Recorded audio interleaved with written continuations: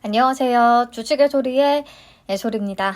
오늘의 마지막 수요 예측 결과 영상이에요. 하나금융 21호 스펙.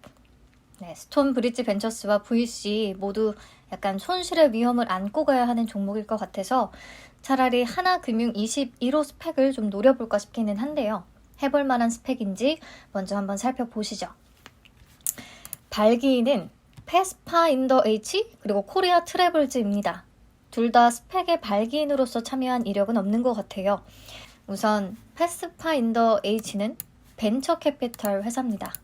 현재 6개의 투자 조합을 운영하고 있는데요. 보면 약간 특이한 게 주요 투자 대상이 농업 관련된 기업들이 좀 있더라고요. 그리고 그 밖에 만 39세 이하의 벤처 기업이나 대표이사가 폐업한 적이 있는 기업들, 이런 기업들한테 다시 기회를 주는, 그리고 국토교통산업 관련된 기업에도 투자를 하고요. 그래서 그런지 이번 스펙의 합병을 위한 중점 산업군을 살펴보면 전기, 가스, 수도 사업, 하수 폐기물 처리 사업, 건설업 이런 것들이 좀 포함이 되어 있더라고요. 그리고 또 다른 발기인 중에 코리아 트래블즈는요. 국민 관광 상품권을 발행하는 회사잖아요. 요즘에 투자를 진행한 건이 뉴스를 찾아보니까 있기는 하던데 조금 아무튼 의외의 참여 발기인인 것 같아요. 과연 어떤 시너지를 낼 수 있을까요?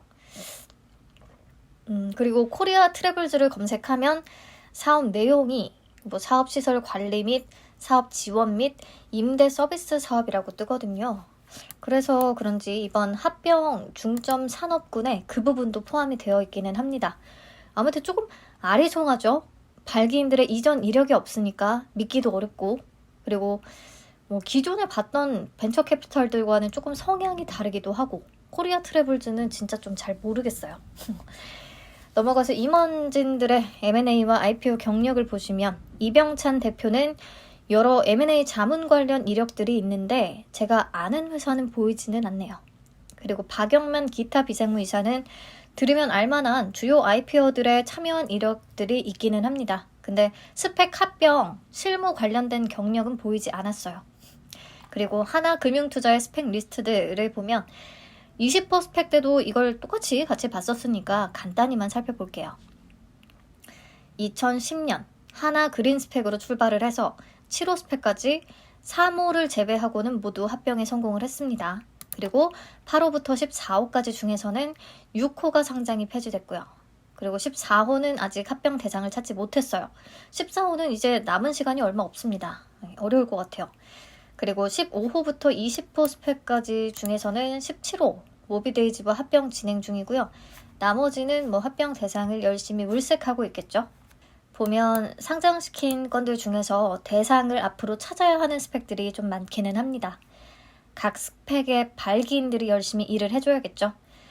넘어가서 혹시나 3년 뒤에 상장이 폐지된다고 하면 예치율은 1.5%를 가정 한 주당 반환 예정 금액은 2,091원 되겠습니다. 공모를 통해서 배정을 받았다면 상장 폐지의 경우에도 주당 91원 정도는 챙길 수 있다는 뜻인데요. 중간에 이자율이 변동되면 달라질 수는 있습니다. 자, 그럼 공모 내용 살펴볼까요? 총 600만 주를 공모합니다. 그래서 공모 규모는 120억 원, 시가총액은 148.2억 원이 되겠고요. 일반 청약자들에게 배정된 물량은 150만 주. 청약 일정 확인해 주시고요. 상장은 2월 25일로 예정이 돼 있습니다. 자, 그래서 이번 주 일정 잠깐 다시 체크하고 갈게요. 스톤 브릿지 벤처스와 상장일이 겹치게 되겠네요. 하나금융 21호 스펙은 프론티어는 23일, VC는 24일, 풍원정밀은 28일로 예정이 되어 있습니다. 넘어가서 수요 예측 결과 보겠습니다. 경쟁률이요. 1147.89대 1을 기록했어요. 최근 스펙들 대비해서 가장 높은 수준입니다. 기관들은 어떤 부분에서 관심을 보인 걸까요? 하나금융 20호 스펙이 이상 급등 현상이 나타났었잖아요. 그 기대감이 21호까지 작용을 한다고 본 걸까요? 아무튼 우선 의무보유 확약은 접수를 따로 받지 않았습니다. 그래서 수요 예측 결과에서는 경쟁률 말고는 확인할 게 없는데 경쟁률은 높았다는 거 확인하시면 되겠고, 자, 스펙주 관련해서 제가 계속 말씀을 드리는 부분은 공모 규모가 작을수록 이상 급등 현상을 보일 확률이 높다는 건데요. 앞에서 얘기했듯이 하나금융 20호 스펙이 그랬었죠. 공모 규모가 60억 원으로 매우 작은 편이었고요. 그래서 상장 당일은 아니지만 며칠 뒤에는 4,875원을 찍은 적이 있어요. 2배 이상 오른 거죠. 하지만 하나금융 21호 스펙의 공모 규모는 120억 원입니다. 20호의 2배예요. 120억이면 NH스펙 22호하고 똑같은 수준인데 NH스펙 22호는 상장일에 고가까지의 수익률이 5%가 채 안 됐습니다. 그 이후에 20% 가까이 추가적으로 오른 적이 있기는 합니다만 네. 그리고 최근에 상장한 스펙들의 오늘자 기준 주가를 쭉 보시면 거의 2,100원 언저리거든요. 그래서 이 정도를 기대한다면 청약을 그냥 안 하는 게 낫겠고 상장 초반에 그래도 오버슈팅이 기대돼야 청약을 좀 고민해 볼 텐데요. 오버슈팅 가능성 측면에서 공모 규모가 그리 매력적이지는 않다라는 거고요.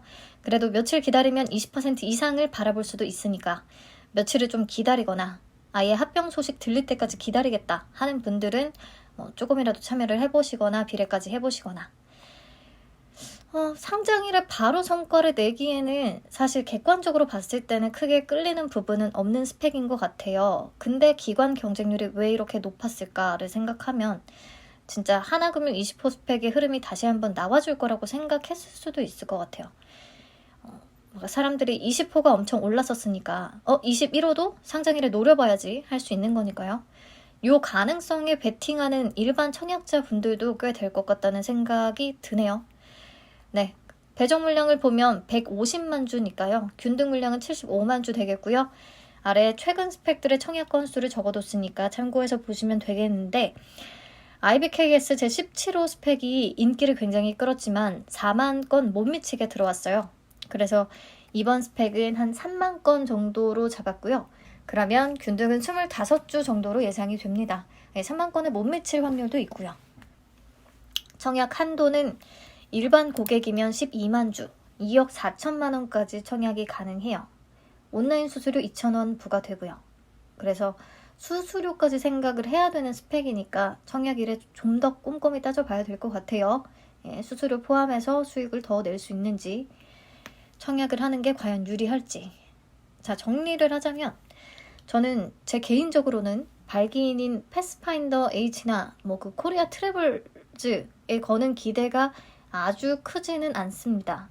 그리고 공모 규모가 120억 원으로 하나금융 20호 스펙의 2배라는 것도 그러니까 스펙 중에서 그렇게 메리트가 있는 규모는 아니고요. 근데 수요 예측 경쟁률이 최근 들어서 가장 높았다는 거 1147.89 대 1. 그 하나금융 20호 스펙 이상급등 현상 나타났던 것에 대한 여운이랄까? 아무튼 그 기대감이 21호 스펙에까지 작용을 할 것이라고 생각하는 사람들이 있을 수 있다는 거. 네, 저는 청약일에 경쟁률 조금 지켜보면서요. 토스 파킹 통장 2일치 이자하고 우선 비교해보고 청약 유불리 따져서 최종 결정을 하려고 합니다. 기대 수익률은 최대한 낮춰서 보수적으로 5%에서 한 10% 정도로 잡고요. 저는 스톤 브릿지 벤처스와 VC는 건너뛸 것 같거든요. 그래서 퓨런티어 청약 후에 남는 자금으로 스펙에 청약을 할지 말지를 결정하려고 합니다. 여러분들도 여러 정보 잘 취합해서 전략을 한번 짜보세요. 청약일에 유불리 따지는 거는 제가 2일차에 커뮤니티 게시글 통해서 공유해 보도록 하겠습니다. 네, 시청해주셔서 감사합니다.